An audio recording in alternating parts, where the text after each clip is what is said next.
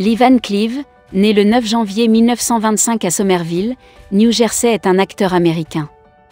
Il est surtout connu pour ses rôles dans des westerns, notamment Et pour quelques dollars de plus en 1965 et Le Bon, La Brute et Le Truand en 1966. Parmi ses autres films notables, on peut citer Colorado en 1966, la trilogie Sabata, Le Dernier Jour de la Colère en 1967, Captain Apache en 1971, Le Grand Duel en 1972 et New York 1997 en 1981. Bonjour et bienvenue sur la chaîne. Si c'est votre première fois, je vous suggère de cliquer sur abonner et d'activer la cloche de notification pour ne rien rater de nos prochaines vidéos. On commence.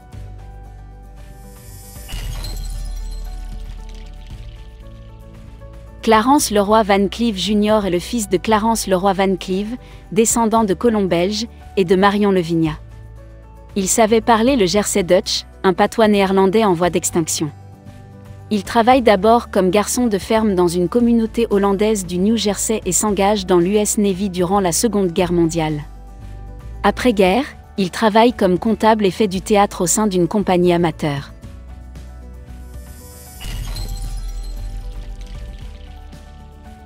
Lee Van Cleef parvient à intégrer la troupe professionnelle de Joshua Logan et est repéré pour son physique particulier par le producteur Stanley Kramer, qui lui propose le rôle d'un tueur dans le film Le train sifflera 3 fois en 1952. Le succès du film lance sa carrière et il devient un spécialiste des petits rôles de méchants dans les westerns hollywoodiens. En dehors de ses sempiternels seconds rôles de personnages muets pour la plupart, il va également jouer dans des rôles plus majeurs comme dans La Hache sanglante en 1954 ou bien dans Le Conquérant en 1956. Cependant, sa carrière commence sérieusement à décliner à la fin des années 1950, et ses sérieux penchants alcooliques n'arrangent pas les choses. Il est sauvé par les séries de western pour la télévision qui rencontrent bientôt un succès grandissant, Zorro, L'homme à la carabine, Au nom de la loi, Bonanza, etc. Et aussi par les westerns cinématographiques Bravado, Du sang dans le désert qui traite de la justice expéditive. Dans le premier film, il interprète un hors-la-loi complexe, jugé et condamné à mort pour braquage de banque et complicité de meurtre, et comme fugitif, faussement accusé de viol et d'assassinat par un vengeur aveugle qui fait les questions et les réponses. Lee Van Cleef, agenouillé et suppliant avant de mourir, donne la réplique à Gregory Peck. Ce dont le héros, Jim Douglas, se souviendra avec remords, lorsqu'il s'apercevra de sa terrible méprise. Dans le second western, il incarne un dangereux hors-la-loi, que son métissage dans une société rongée par le fléau du racisme expose à un risque particulier de lynchage. Lui et son frère complice sont protégés par un jeune shérif, interprété par Anthony Perkins, qui affrontera en duel le chef des lyncheurs. En 1958, il échappe de peu à la mort. Alors qu'il roule en état d'ébriété avancée, il est victime d'un accident de voiture qui lui brise le genou. Les médecins lui pronostiquent alors qu'il ne pourra plus jamais monter à cheval. Sa carrière d'acteur semble condamnée. Après sa rééducation, il se met à la peinture figurative et à la décoration d'intérieur. Il reprend tout de même son métier d'acteur pour 2 westerns importants, L'homme qui tua Liberty Valance et La conquête de l'Ouest, mais ses engagements restent très épisodiques.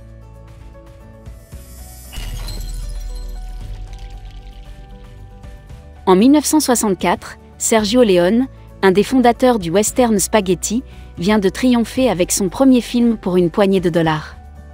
Pour son nouveau western, il cherche d'urgence un remplaçant à Lee Marvin pour un des rôles principaux, et choisit d'instinct Lee Van Cleef simplement en consultant l'Academy Players, le catalogue de photos de tous les comédiens américains.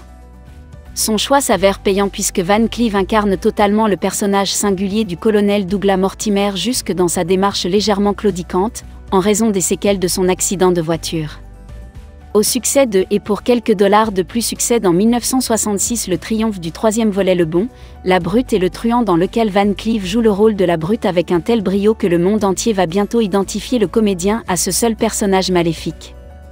Dès lors, Lee Van Cleef va enchaîner les rôles principaux dans de nombreux westerns italiens, et notamment Colorado de Sergio Solima, Le Dernier Jour de la Colère de Tonino Valleri ou encore La Mort était au rendez-vous de Giulio Petroni.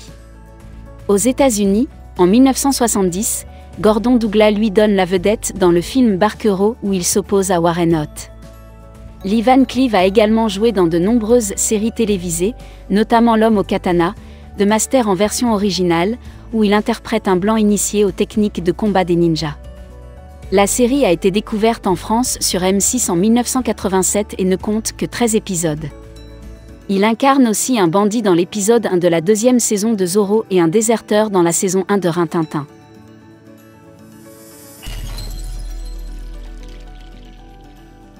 Lee Van Cleef a perdu la dernière phalange du majeur de sa main droite alors qu'il bricolait une chambre de jeu pour sa fille, ce que l'on peut voir dans la scène finale du Bon, la Brute et le Truand.